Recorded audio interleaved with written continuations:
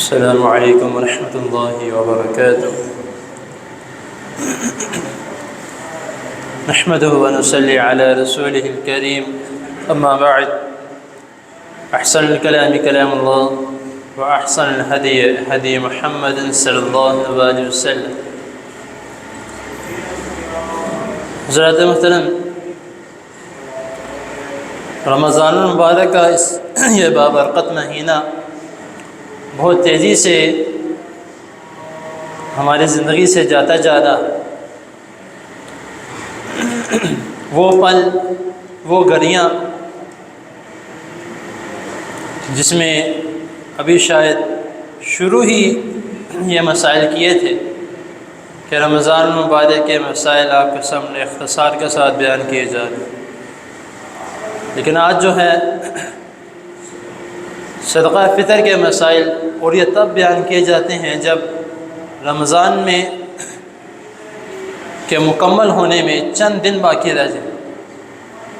تو اس سے یہ علم ہوتا ہے کہ رمضان میں چند دن ہی باقی ہیں۔ صدقہ فطر کیا ہے، اس کی قیمت یا کب دینا چاہیے، اس کے متعلق کئی بھائیوں اور بہنوں نے میسج کیے، فون کالز کی، اور حیرانگی والی بات ہے کہ ہم میں سے کچھ ایسے بھی ہیں جن کو یہی نہیں علم کہ عید سے پہلے صدقہ فطر بھی دینا چاہیے۔ صدقہ فطر رسول اللہ صلی اللہ علیہ وسلم نے فرمایا یہ اس لیے نکالا جاتا ہے اور یہ اس لیے فرض کیا گیا۔ اکثر ہم سمجھتے ہیں کہ دے تو ٹھیک ہے، نہ دے تو کہ گناہ والی بات نہیں ہے۔ تو اس کا مطلب یہ ہے کہ اگر فرض نماز پڑھ لیں تو ٹھیک ہے، نہ پڑھیں تو کہ گناہ والی بات نہیں۔ جس طرح نماز فرض ہے، اسی طرح صدقہ فطر بھی فرض ہے، تو یہ دینا لازمی ہے۔ بلکہ حدیث میں آتا ہے کہ رسول اللہ صلی اللہ علیہ وسلم نے فرمایا کہ جس شخص نے صدقہ فطر عید کی نماز سے پہلے دے دیا تو اس کا قبول کر لیا گیا، جس نے عید کی نماز کے بعد دیا اس کے لیے عام صدقہ ہے، اس کا صدقہ فطر قبول نہیں ہوگا۔ اور یہ کیوں دیا جاتا ہے،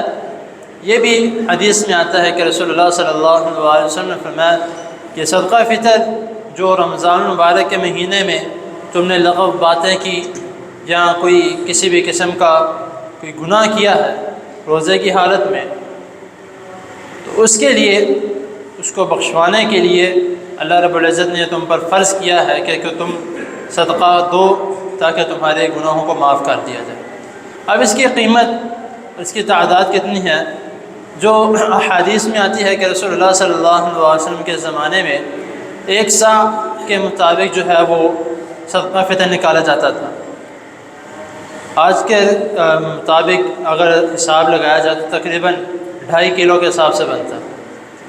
تو جو کشمش، کھجور اور گندم جو احادیث میں جس کے الفاظ استعمال ہیں، تو اس میں اگر ایسٹیمیٹ لگایا جائے سیدھا تو تقریباً یہ ہے کہ جو متوسط طبقہ ہے،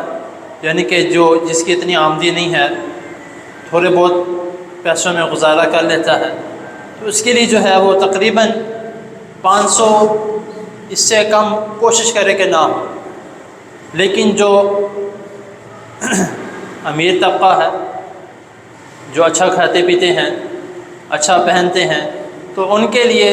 میں یہ کہوں گا کہ 1500-2000 سے کم نہیں ہے۔ اب اکثر یہ ہوتا ہے کہ جو اچھا کھاتے پیتے ہیں،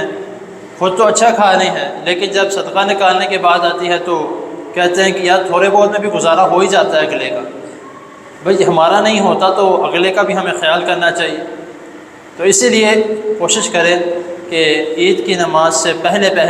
بلکہ کوشش کریں کہ 1-2 دن پہلے ہی یہ صدقہ فطر جو ہے یہ نکال کے دے دیا جائے۔ اور کن کو دینا ہے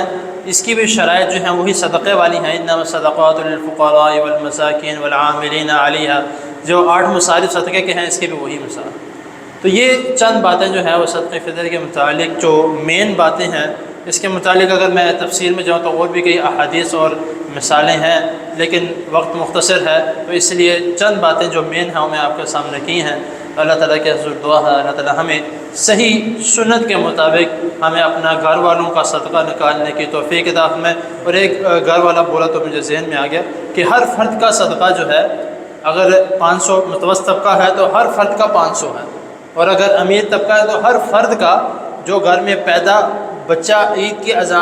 نماز سے پہلے بھی پیدا ہوا اس کے لیے بھی اس کا بھی صدقہ فطر جو ہے وہ نکالنا لازمی ہے۔ اور جو گھروں میں غلام لونڈیاں جو کام کرتے ہیں ان کا بھی صدقہ فطر جو ہے وہ مالک کے ذمہ ہے، وہ نکال کے ان کا صدقہ فطر دے گا۔ اللہ تعالیٰ کے حضور دعا ہے اللہ تعالیٰ ہمیں سنت کے مطابق صدقہ فطر نکالنے کی اور دینے کی توفیق عطا فرمائے۔ جزاکم اللہ۔